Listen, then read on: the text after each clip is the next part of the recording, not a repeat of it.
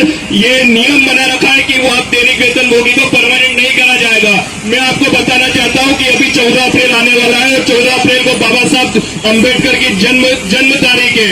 उस बाबा साहब अम्बेडकर ने हमारे संविधान में ये नियम बनाया था कि 90 दिन तक अगर कोई दैनिक भोगी अगर काम करता है तो उसे परमानेंट। आंगनवाड़ी कार्यकर्ता सहायिका मिनी बहनों से जुड़ी आज के इस वीडियो में हम एक नई अपडेट के बारे में बात करने वाले हैं, जो कि आप सभी आंगनवाड़ी कार्यकर्ताओं के लिए काफी महत्वपूर्ण है।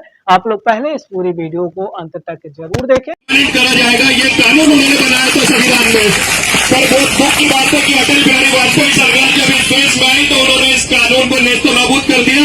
उसके दुष्परिणाम आज हम लोग देख रहे हैं कि आप ऐसी गर्मी में आज बैठे हुए हो। आज अगर उस कानून को नहीं छेड़ा गया होता, बाबा साहब के संविधान के साथ खिलवाड़ नहीं करा गया होता, तो आपको आपके अधिकार मांगने के लिए यहाँ बैठना नहीं पड़ता। उनकी मजबूरी होती, कोई भी सत्ता सरकार में होती, उनकी मजबूरी होती कि आपको परमानेंट करना होता और आपकी पे स्केल परमानेंट के बराबर होती। आज आप यहाँ पर बैठे हो क्योंकि ये कानून तोड़ दिया गया है। तो मैं सभी विभागों को इस मंच के माध्यम से आंगनबाड़ी कार्यकर्ताओं के साथ मैं उन सभी विभागों को बोलता हूँ कि आप सब भी इस लड़ाई में शामिल हो। ये लड़ाई सिर्फ एक विभाग की नहीं है, ये लड़ाई देश के कानून की लड़ाई है। और बाबा साहब के जो कानून के साथ खिलवाड़ हुआ है उसे कानून को वापिस लागू करा जाए कि 90 दिन तक अगर कोई दैनिक भोगी किसी विभाग में काम करता है तो उसे परमानेंट करा जाए। यही बाबा साहब को हमारी 14 अप्रैल को सच्ची श्रद्धांजलि होगी। सिर्फ बाबा साहब की मूर्तियां लगाने से या उन पर हार बनाने से मोदी सरकार बाबा साहब को श्रद्धांजलि देना झूठे नोटंकीबाज है। अगर बाबा साहब को आप सच्ची श्रद्धांजलि देना चाहते हैं तो उनके बनाए हुए कानून को लागू करो और उनके संविधान के साथ छेड़छाड़ बंद मत करो, जिससे हमारे देश की माता बहनें को मजबूर नहीं होना पड़े कि अपने परिवार को छोड़कर ऐसी गर्मी में ऐसी लू चल रही है और यहाँ बैठी हुई है। तो मैं आप सभी से निवेदन करता हूँ कि आप लोग जिस तरह डटे रहे, हम लोग बिल्कुल आप लोगों के साथ हैं। और मैं इसी के साथ मन से बताना चाहता हूँ कि अभी शिवराज सरकार ने एक बहुत ही निंदनीय कार्य किया है।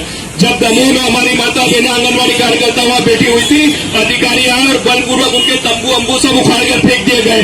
क्या अभी इसीलिए वो बच्चियों को यहाँ पर मामा बने फिर रहे, या महिलाओं को बोला जाता है कि हम इज्जत देंगे?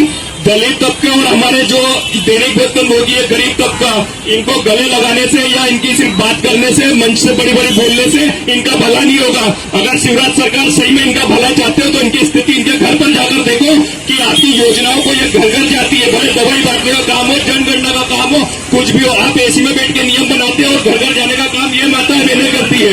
आप सिर्फ बड़ी बड़ी बातें करते हो, उस बातों को लागू करने का काम यह करती है। तो मैं आग्रह है आपसे कि ये जो निंदनीय कृत आपके अधिकारी और आपने करा है उसके लिए इन सभी माता बहनों से एक साथ आप माफी मांगो। और मंच में जो आपका कार्यक्रम था, हमारी वहां की माता बहनें आंगनबाड़ी कार्यकर्ता बोल रही थी कि हम शिवराज सरकार का न रास्ता रोकेंगे न कुछ करेंगे, हम चुपचाप अपनी जगह पर बैठे हुए जैसे हड़ताल कर रहे हैं वैसे करेंगे। फिर भी आपने उनकी एक भी चीख पुकार नहीं सुनी और उनके तंबू बम्बू उखाड़ कर फेंक दिए। ये बहुत ही निंदनीय कार्य है और ये कृत्य दिखाता है कि आपकी सरकार में महिलाओं की आप कितनी इज्जत देते हैं।